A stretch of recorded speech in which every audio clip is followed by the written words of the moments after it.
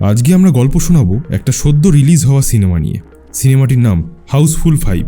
আগেই বলে রাখি, এই সিনেমার দুটো এন্ডিং বানিয়েছে ডিরেক্টররা, হাউসফুল 5A এবং হাউসফুল 5B। আমরা যেটা ডেসক্রাইব করব সেটা হাউসফুল 5B। চলুন শুরু করা যাক। তবে প্রথম সিনে আমরা দেখতে পাই একটা বিশাল বড় এবং সুন্দর ক্রুজের ভিতরে একজন আহত লোক ছুটে পালানোর চেষ্টা করছে। তার পিছনে তাড়া করছে একজন কালো পোশাক এবং মুখোশ পরা লোক। পালাতে পালাতে লোকটা ক্রুজের বাইরে ছাদের অংশে এসে হাঁপিয়ে মেঝেতে পড়ে যায়। সেই সময় ছুরি দিয়ে কালো পোশাক পরা লোকটা আক্রমণ করে এবং তাকে খুন করে। তারপর আমরা স্ক্রিনের উপর দেখতে পাই সিনেমার নাম হাউসফুল 5। এরপর বিভিন্ন খবরের চ্যানেলের সিন দেখায় যেখানে তারা কোটিপতি রঞ্জিতের 100 নম্বর জন্মদিন পালন করার কথা বলছে, সেই ক্রুজে, যেটা আমরা সিনেমার প্রথমে দেখেছি। বিশাল বড় পার্টির দায়িত্বে দেওয়া হয়েছিল রঞ্জিতের বোর্ড মেম্বারদের। এখানে একে একে তাদের নাম এবং পরিচয় বলা হয়। প্রথমে মেয়েটির নাম মায়া, তারপরে দেখানো হয় বেদিকে, তারপরে সিরাজ এবং অবশেষে দেবের ফোনে একটা ফোন আসে আর দেখানো হয় যে রঞ্জিত অসুস্থ। এখানে সিনেমার অন্যান্য চরিত্র জনি লিভার, চাঙ্কি পান্ডে এদের দেখানো হয়। খুব ফানি একটা সিন যেখানে বারবার রঞ্জিত বেঁচে উঠছে আবার মরে যাচ্ছে, বেঁচে উঠছে আবার মরে যাচ্ছে, আর জনি লিভার তার ছবিতে মালা খুলছে আর পড়াচ্ছে, খুলছে আর পড়াচ্ছে। অবশেষে রঞ্জিত মরে গেল। রঞ্জিতের মরার খবর বাইরে এলে স্টক মার্কেট ক্র্যাশ করে যাবে, তাই সবাই মিলে বসে ঠিক করে কাউকে তার মৃত্যুর খবর জানাতে হবে। সেই সময় তাদের উকিল লুসিকে ডাকা হয়। রঞ্জিত মরার আগে উইল করে গিয়েছিল যে তার সম্পত্তি পাবে তার প্রথম ছেলে জলি, আর জলি না এলে সেই সম্পত্তি ভাগ হয়ে যাবে বাকি বোর্ড মেম্বারদের মধ্যে। এবার জলি হিসেবে মোট 3 জন আসে। প্রথমে আসে রিতেশ দেশমুখ এবং তার ওয়াইফ সারা। তারপরে জলি সেজে আসে অভিষেক আর তার ওয়াইফ জ্যাকলিন।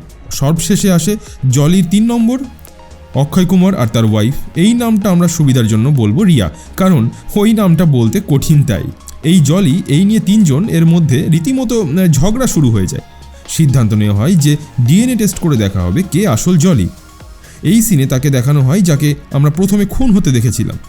তারপর জাহাজে নাচ গান চলতে থাকে। গানের শেষে আমরা মুখোশ পরা সেই লোকটাকে দেখতে পাই যে কম্পিউটার রুমে কিছু একটা ভেঙে নষ্ট করে দিচ্ছে।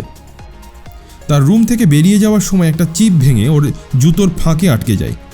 তাকে এসব করতে দেখে ফেলে ডাক্তারটা। এরপর কি হয় আমরা জানি। সিনেমার শুরুতে দেখানো হয়েছিল ডাক্তারটাকে মেরে ফেলা হয়।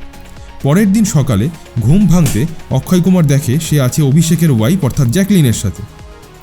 তারা বাইরে বেরিয়ে অভিষেকের ঘরে গিয়ে দেখে সে আছে রিতেশের ওয়াইফ সারার সাথে। এবার তারা 4 জন বাইরে বেরিয়ে এসে দেখে রিতেশ শুয়ে আসে চাঙ্কি পান্ডের সাথে। মানে এইসব সিনেমায় যা হয় আর কি, ভাবা যায়। তারা 3 জন মিলে এবার রিয়াকে খুঁজতে থাকে। সেই সময় ডাক্তারের ফোনটা বেরোয় রিতেশের কাছ থেকে, যেখানে দেব ফোন করে ডাক্তারকে খুঁজছে ডিএনএ রিপোর্টের জন্য। রিয়াকে খুঁজতে খুঁজতে ওরা রান্নাঘরে আসে। সেখানে রং বেরঙের পাখিটাকে দেখে ওদের মনে পড়ে যায় কাল রাতে ওরা কি বাওয়াল করেছিল। কাল রাতে নেশার ঘোরে ওই 3 জন পাখিটাকে মেরে ফেলেছিল আর জনি লিভারকে ফ্রিজে ভরে দিয়েছিল। তারপর ওরা ফ্রিজ থেকে বার করে আনে জনি লিভারকে।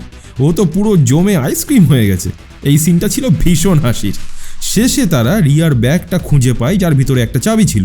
চাবি দেখে অভিষেকের মনে পড়লো আগের দিন রাতে নেশার ঘরে সে রিয়াকে গাড়িতে চাপিয়ে এমন গাড়ি চালিয়েছে যে রিয়া সোজা দেওয়াল ভেঙে অর্ধেক দেওয়ালের ভেতর। তারপর তারা সবাই একসঙ্গে জড়ো হয় ডাক্তারের অপেক্ষায়। আর তখনই ওপরের ট্যারিস ভেঙে ডাক্তারের ডেড বডি নিচে পড়ে।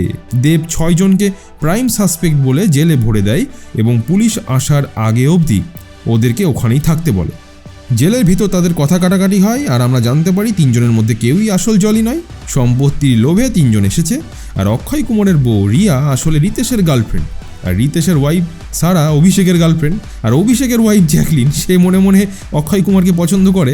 সত্যি খুব কনফিউজিং বন্ধুরা, যদিও হাউসফুলের বাকি পার্টও এরকমই হয়। এরপর সিন বদলে আরও পুলিশের রোলে 2 জন ক্যারেক্টার জ্যাকি শ্রফ আর সঞ্জয় দত্তকে দেখানো হয় একটা চেজিং সিনে। ওরা অফিসে এসে জানতে পারে ওদের কীর্তির জন্য ওদের সিনিয়র নানা পাটেকর ওদের সাসপেন্ড করে দিয়েছে। মায়া তখনই ওদের 2 জনকে ফোন করে ডাকে ইনভেস্টিগেশনের জন্য। এদিকে এরা 6 জন জেল থেকে বেরোনোর তাল করছে। অ্যাট লাস্ট ওরা জেল থেকে বেরোয়। 3 জন জলি প্রথমে যায় রঞ্জিতের বডি সরিয়ে ফেলার জন্য। সেখানে চলতে থাকে ওদের মধ্যে সব ফানি কাণ্ড। মাঝখানে ওরা জনি লিভার আর লুজির মুখোমুখি হয়। আর ওইদিকে ওই 3 জন মেয়ে ল্যাবে ডিএনএ রিপোর্ট বদলানোর জন্য যায়। সেই সময় ল্যাবে তারা বেদিকে আসতে দেখে যে ডাক্তারের পকেটে কিছুটা ঢুকিয়ে দিচ্ছে। জ্যাকলিনের সবটার ভিডিও করে নেয় ফোনে। ওই 3 জন মেয়ে 3 জন ছেলেকে ভিডিও ফুটেজটা দেখায় আর তারা বুঝতে পারে যে বেদি আসল খুনি। ওরা প্ল্যান করে যে 3 জন মেয়ে আবার জেলে লুকিয়ে পড়ার ভান করবে আর এরা রঞ্জিতের লাশটা জলে ফেলে দেবে। তখন কভারের ভিতর থেকে এরা রঞ্জিতের লাশ বার করতে গিয়ে ভুল করে বেদির লাশ দেখতে পাবে আর রঞ্জিতের লাশ ভেবে খেয়াল না করে সেটা নিয়েই চলে যাবে। নিচে সবাই এসে একসঙ্গে জড়ো হবে আর কপাল এত খারাপ যে 2 জন পুলিশ চলে আসবে তখনই এদিকে সবাই এদের খুনি ভাববে। পুলিশ এবার ওদের জিজ্ঞাসাবাদ করবে। এই সিনগুলো বেশ ফানি। আর রঞ্জিতের বডি আবার গায়েব হয়ে গেছে। 2 জন পুলিশ ইনভেস্টিগেট করে বলবে যে খুনি আসলে 3 জন জলই নয় বরং দেব। ওই 3 জন আসলে ডেড বডি নিয়ে নেশার ঘরে এদিক ওদিক করেছে। প্রথম দৃশ্যে জুতোর ভিতর থেকে যে চিপটা আটকে যেতে দেখি ওই জুতো আসলে দেবের। দেব সবাইকে বলার চেষ্টা করে যে সে খুনি নয়, কিন্তু কেউ বিশ্বাস করে না। সেই রাতে অক্ষয় কুমার ক্রাইম স্পটে যায় আর একটা পাথরের টুকরো খুঁজে পায়। বুঝতে পারে ওই পাথরের টুকরো যার ব্রেসলেট থেকে ছেড়েছে সেই আসলে খুনি। তারপর একটা গান চলে আর তার মাঝে অক্ষয় কুমার জানতে পারে ওই পাথরের টুকরো ছিল থাঙ্গাবলি ব্রেসলেটের। অক্ষয় কুমার তার ঘরে গিয়ে সেখানে রক্তাক্ত জামাটাও খুঁজে পায়। তারপর ওই 2 জন পুলিশকে বলে দেয়।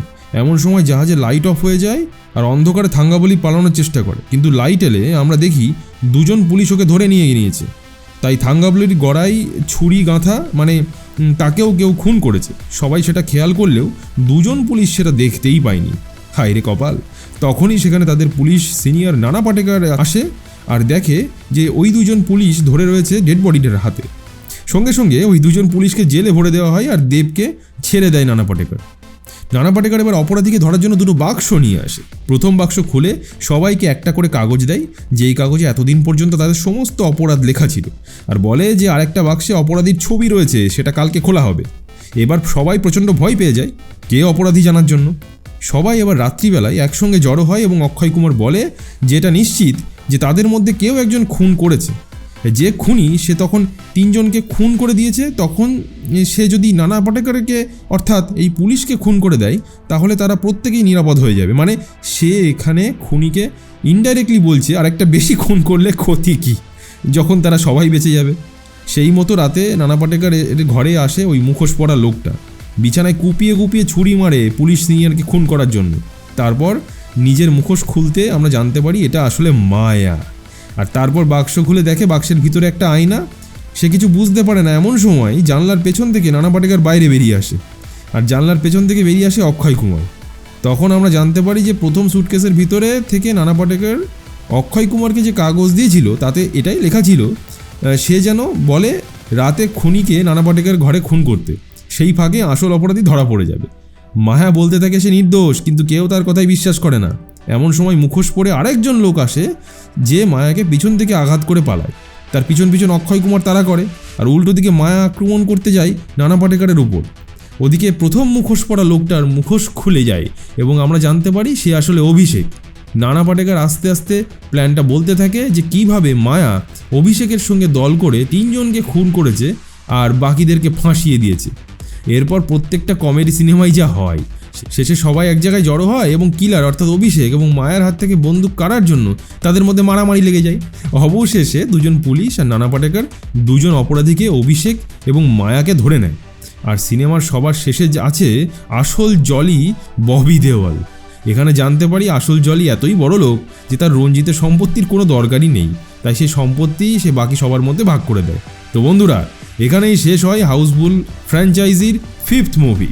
গল্পের প্লট খুব একটা মজবুত না, তবে একবার দেখার জন্য ঠিক আছে। আপনারা বলবেন আপনাদের কেমন লাগলো। আর এই চ্যানেলে নতুন ও পুরনো মুভিগুলো এক্সপ্লেন করা হবে। আপনারা সাবস্ক্রাইব করে রাখুন আর stay connected with us for next video. Till then, bye bye and love you.